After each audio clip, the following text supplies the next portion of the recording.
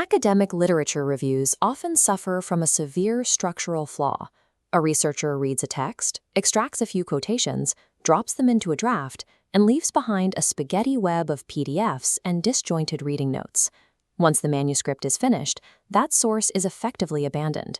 If that same source is needed for a future publication, the researcher usually has to start the process over, rereading, reevaluating, and recreating their notes from scratch. Over a career, this continuous discarding of effort causes institutional memory to evaporate. Interpretations of the exact same text drift, and the scholar's body of work loses internal consistency. Treating foundational sources as single-use, disposable citations breaks the traceability of evidence and degrades the integrity of the research itself. The Whiteside Literature Review Standard, or WLRS v2.0, provides an alternative, a constitutional governance framework for research. The entire framework operates on a single axiom: quality begins at the citation, not at the manuscript. In practice, this means evidence becomes a permanent, version-controlled intellectual asset rather than a temporary note. The objective is to build an unbroken, auditable chain of custody for every piece of information used in a project. That chain runs directly from the original scanned page image to the exact quotation, into an executive summary, and finally to the published claim. This architecture transforms a source from a passive text into a governed data node, robust enough to support dissertations, journal articles, and executive education across an entire academic ecosystem. This framework rests on 4 organizing principles. The first is permanent intellectual assets. A source is processed once and reused across multiple formats. Next is evidence before output. Knowledge capture strictly precedes manuscript drafting, ensuring claims are anchored to verified text before writing begins. The third is structured reuse. A single, comprehensive evidence package serves all future scholarly work without recreating notes. Finally, living scholarship. Sources are treated as dynamic documents. As understanding develops, interpretations are updated chronologically via structured re-engagement logs. Establishing these immovable constitutional rules is required before you can effectively implement any specific software or database architecture to manage them. Of course, not all academic sources require the full weight of constitutional processing. To filter texts, this flowchart shows how WLRS uses a 2-stage foundational gate. A document first hits stage 1, the objective score. Here, the source is measured against a checklist. Does it support a major theoretical construct? Is it cited 3 or more times? Does it have cross-project relevance?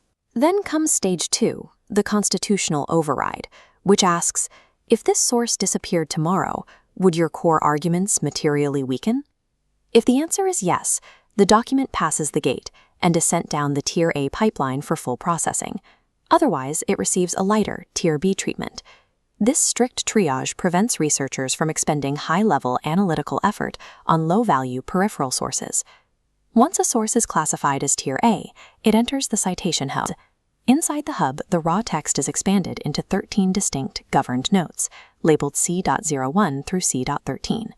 From note C.07 onward, the hub stores the specific AI generation prompts used during source interrogation, ensuring tool-agnostic reproducibility. The centerpiece of this system is node C.01, the Executive Summary Evidence Register. Under WLRS, an executive summary is not free-form prose. It is a strict data register where every single major claim must map directly to a specific quotation and page number. Each piece of evidence is tracked. A claim starts with a pending verification status and only flips to verified once checked against the original text by the researcher or an editor.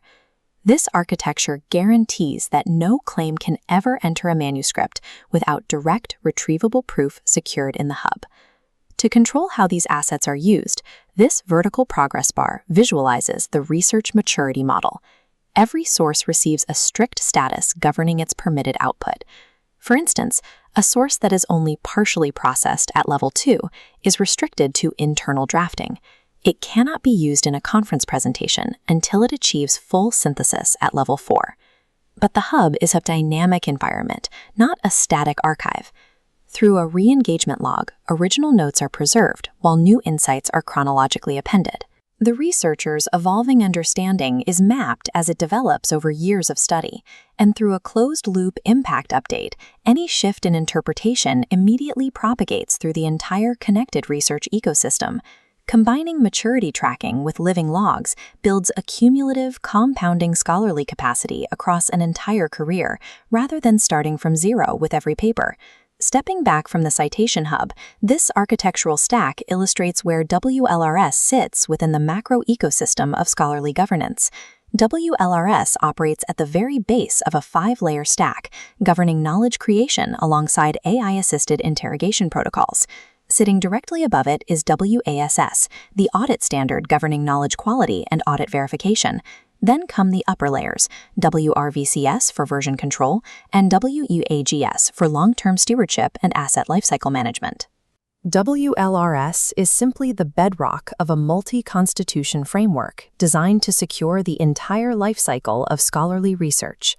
To test the mechanics of this workflow, the framework was piloted through Reference Implementation RI-001, processing Chapter 1 of Thomas Groom's Sharing Faith. This case study functioned as a vehicle to step a dense theological text through the entire pipeline, producing 26 distinct intellectual assets. It must be noted, however, that WLRS is currently a single-case pilot and a proposal for governance. It is not yet a fully empirically validated methodology. The standard is currently circulating for academic comment, peer stress testing against subsequent chapters, and future refinement. The objective is clear. By elevating literature to permanent constitutional assets, we repair the integrity and efficiency of the academic pipeline from the ground up.